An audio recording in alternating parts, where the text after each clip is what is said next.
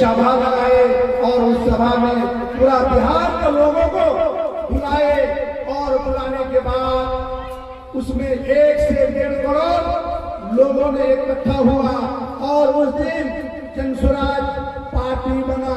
Party का नाम, उस पार्टी जो गठन हुआ 2 अक्टूबर को, उसका नाम रखा गया जनसुराज। जनसुराज के मतलब जनता का सुंदर राज, क्योंकि वो पार्टी का और कुछ भी रख सकता था, इसलिए वो रखा कि जनता का सुंदर राज और जनता का जो राज होगा, इसलिए सबका मशवरा से जनसुराज पार्टी रखा गया। दोस्तों, मेरे साथियों, उनके बाद उन्होंने सभी उस 1.5 करोड़ लोगों को अपना संदेश दिया और मैनिफेस्टो उसी दिन हम सबको दे चुका और जाके बोला, अगर बिहार का बदहाली को, बिहार का घुसपैठियों को, बिहार में जो लोग जो होता है उनको अगर रोकना चाहते हैं और बिहार का अगर भला चाहते हैं तो जाइए और आप सब एक आदमी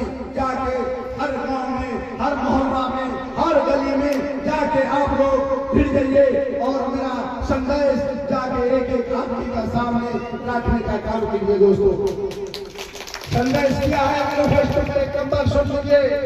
अगर उन्होंने बताया है ताकि बोलिए, अगर मेरा जनसुराज के व्यवस्था बनते हैं, अगर जनसुराज के सरकार बनते हैं तो सबसे पहले पलायन को हम सबसे पहले बिहार में रोकेंगे। दोस्तों, पलायन को क्यों रोकेंगे?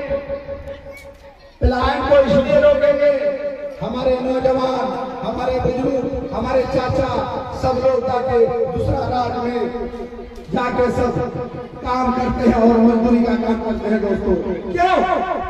हमारे बिहार में 40 MP हुआ करता है, हमारे बिहार में 40 MP है, हमारे MP 40, आपने MP लेंगे बिहार का वोट और आप जाके गुजरात में और जाके महाराष्ट्र में और जाके फैक्ट्री लगाएंगे। दोस्तों, क्यों?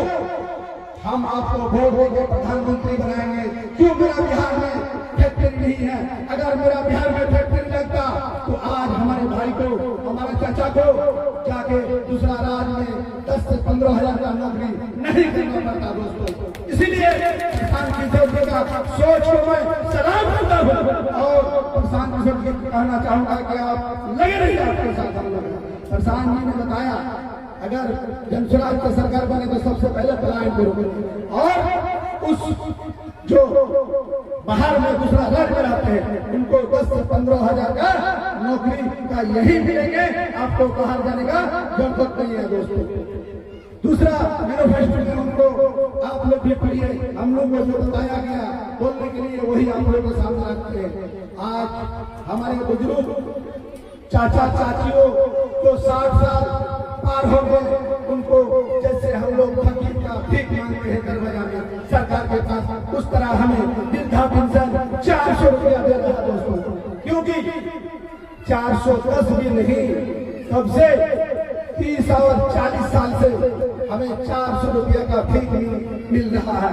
वही प्रशांत किशोर बिहार में पार रखने के बाद जब भी अपना मैनिफेस्टो में कहा मेरा सरकार बनेगा तो हमने 2-2 हजार टका देंगे, वो जैसे ही सुना नीतीश का नहीं मिल गया, उस चाचा भतीजा और बेटे जो बंधन है उन सभी का नींद उड़ गए और वो जाके 1100 भी दिया। तो वो 2000, वो 1100 के बदले 2000 के बदले कम से कम 2100 ही मिलता, तब तो चलते। लेकिन वो भी किसान किशोर जो बोला है 2000, वो क्या क्या है 1100 किया है। अगर मेरे भाई बताना चाहेंगे प्रशांत किशोर जी अगर इस बिहार में नहीं आते तो 410 रुपया भी होने वाला नहीं था। दोस्तों, और आगे बढ़ते हैं।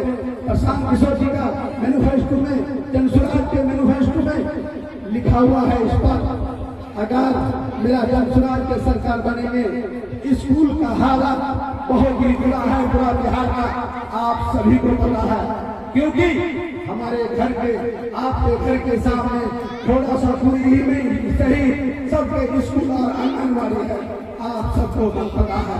आंगनबाड़ी बच्चा को भेजिए, आपको एक प्लेट लेके जाना पड़ेगा दोस्तों और खिचड़ी लेके घर आना होगा।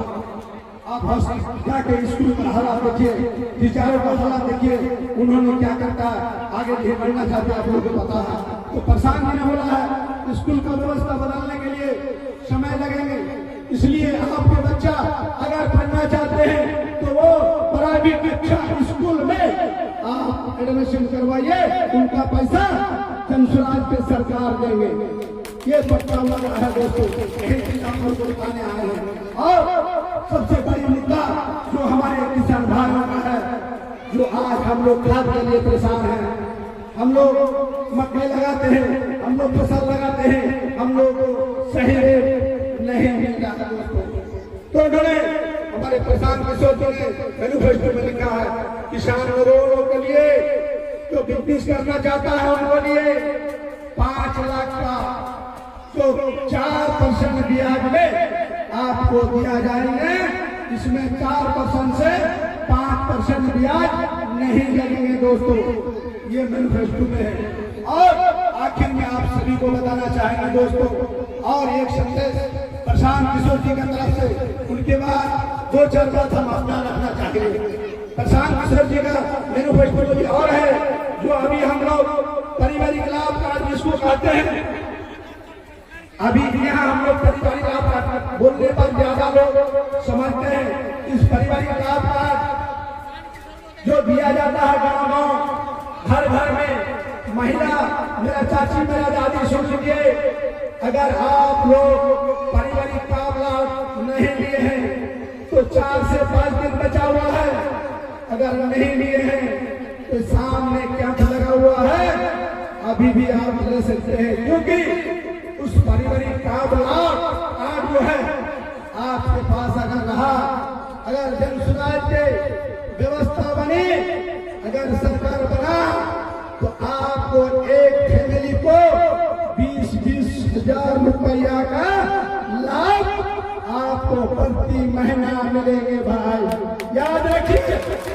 ऐसा हिम्मत किसी सरकार में अभी तक नहीं हुआ है दोस्तों। ये बताने के लिए हमारे आप सबके सामने खड़ा हुए हैं।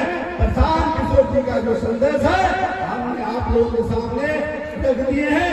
अब सिर्फ 2-4 मिनट आप लोगों के सामने लेंगे। हमारे जिला अध्यक्ष अभी बात किए, महाशय सबसे बड़ा लीडर पूरा जिला के हाई कोर्ट के वकील भी हैं और किसी का चेहरा का मोहताज नहीं है, तो आप लोगों के सामने रखना चाहेंगे दोस्तों।